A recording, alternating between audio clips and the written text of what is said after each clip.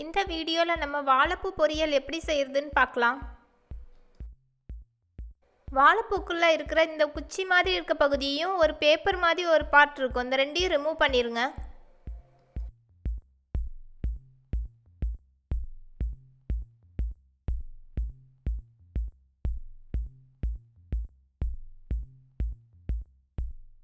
வாழைப்பூக்குள்ளே குருத்து மாதிரி இருக்க பகுதியில் நம்ம வாழைப்பூ வடை செய்யலாம். என்னோடய சேனலில் வாழைப்பூ வடை எப்படி செய்யலாங்கிற ரெசிபி இருக்குது, செக் பண்ணி பார்த்துக்கோங்க.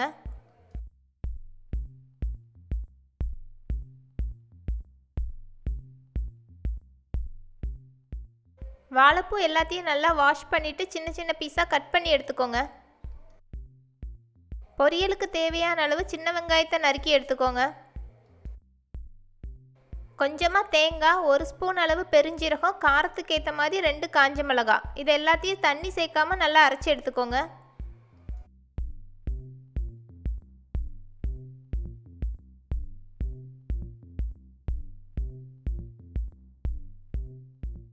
மூணு ஸ்பூன் அளவு எண்ணெய் சூடு பண்ணிக்கோங்க. எண்ணெய் சூடானோன்னு கடுகு, கருகாப்பில் நம்ம கட் பண்ணி வச்சுருக்க வெங்காயம் இதெல்லாம் சேர்த்து வதக்கிக்கோங்க.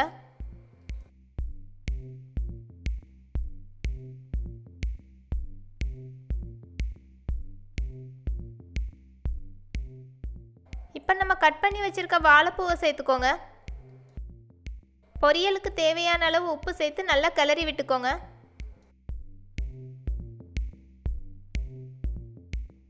வாழைப்பூவில் நம்ம தண்ணி எதுவும் சேர்க்கக்கூடாது. லோ ஃப்ளேமில் வச்சு அடிக்கடி கிளறி விட்டுக்கிட்டே இருங்க.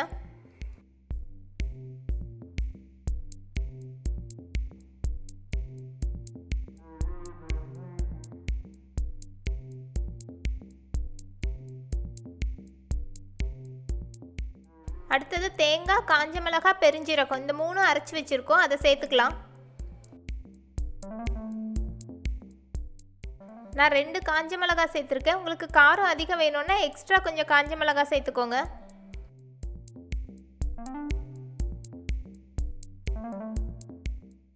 தேங்காயெல்லாம் சேர்த்துட்டு ஒரு 5 மினிட்ஸ் கலர்னா போதும், நம்ம பொரியல் ரெடி.